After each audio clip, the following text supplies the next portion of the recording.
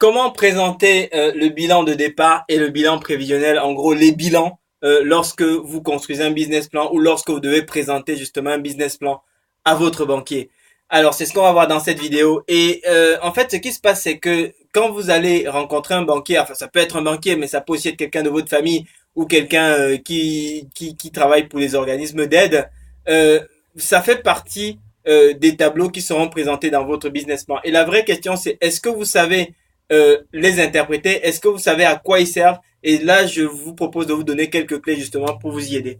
Première chose, c'est la première chose qu'il faut savoir, c'est que le bilan, contrairement par exemple au compte de résultats, le bilan c'est la photographie de l'entreprise à un moment donné. Et c'est la raison pour laquelle en fait dans votre business plan vous aurez deux types de bilans. Vous aurez ce qu'on appelle un bilan de départ et vous aurez les bilans prévisionnels, c'est-à-dire à la fin de chacune des années prévues, sachant que le business plan il va être fait sur 3 à 5 ans. Et donc le bilan de départ, c'est celui qui dit globalement au début de l'activité, voilà ce que possédait la société et voilà ce que devait la société.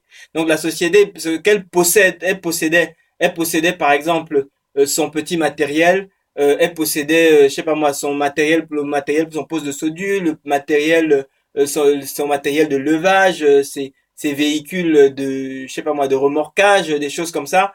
Et voilà, elle devait par exemple tant à la banque, X milliers d'euros à la banque, elle devait X milliers d'euros au fondateur en tant que capital, elle devait peut-être X milliers en tant que compte courant d'associé, etc. C'est à ça que, et peut-être qu'elle possédait aussi un peu de stock. Donc voilà à quoi va ressembler en fait un bilan de départ pour une activité de centre automobile ou de garage automobile. Ensuite, si jamais vous devez maintenant arriver sur les bilans prévisionnels, ce sera la même chose, sauf que ce sera la photographie à la fin de la première année. Et à la fin de la première année, en général, des choses comme le capital, etc., bref, les choses qui sont solides n'auront pas changé. En tout cas, notamment le capital. Il y a peu de chances que ça change, sauf si dans un bilan prévisionnel, c'est vraiment rare que ça change, ok? Mais là, là, c'est vraiment un cas particulier. Par contre, tout ce qui est investissement, c'est-à-dire le matériel, tout ça, ce sera un petit peu déprécié, donc sa valeur aura un petit peu baissé. Et par contre, il y aura une ligne qui sera apparue au niveau du passif, parce qu'en fait, ce que l'entreprise possède et ce qu'elle doit, c'est son actif et son passif. Donc, dans le passif de l'entreprise, il y aura une ligne qui va s'appeler résultat, donc qui va montrer ce qu'elle a généré et donc qui va permettre de rééquilibrer les choses. Donc, c'est un petit peu comme ça. Et puis de l'autre côté, vous aurez des choses comme par exemple la ligne donc dans le passif de l'entreprise, vous aurez une ligne emprunt bancaire. Entre le bilan de départ et le bilan après un an, la valeur de l'emprunt bancaire aura diminué. Pourquoi? Parce que pendant toute l'année, tous les mois, il y a une partie des remboursements qui a été effectuée.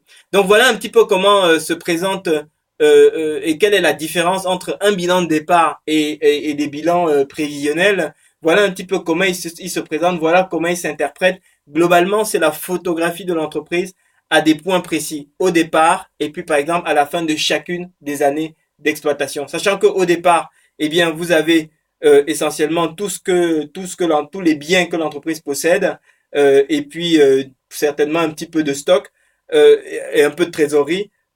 Et puis, par contre, sur ce qu'elle doit au départ, c'est le capital et puis l'emprunt bancaire.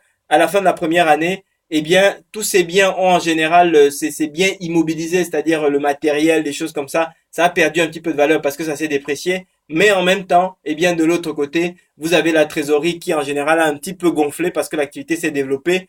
Et de l'autre côté, eh bien, vous avez le crédit bancaire qui a diminué et le résultat qui a augmenté. Donc voilà un petit peu les gymnastiques. Voilà comment est-ce que voilà les lectures, voilà les recoupements que les yeux de votre banquier vont rechercher dans ce tableau-là. Et voilà comment est-ce que vous devez être en mesure de pouvoir l'expliquer pour être solide, crédible et facilement décrocher votre financement. Merci de votre attention. Vous avez des questions, n'hésitez pas à commenter. Est-ce que ça vous a permis de comprendre un petit peu plus qu'est-ce qui reste un petit peu flou dans votre esprit concernant la question des bilans, la question des aspects financiers? Ben écoutez, réagissez dans les commentaires parce que c'est cette chaleur humaine qui donne envie de continuer de faire ces vidéos pour vous. Merci de votre attention et très bon succès dans votre projet.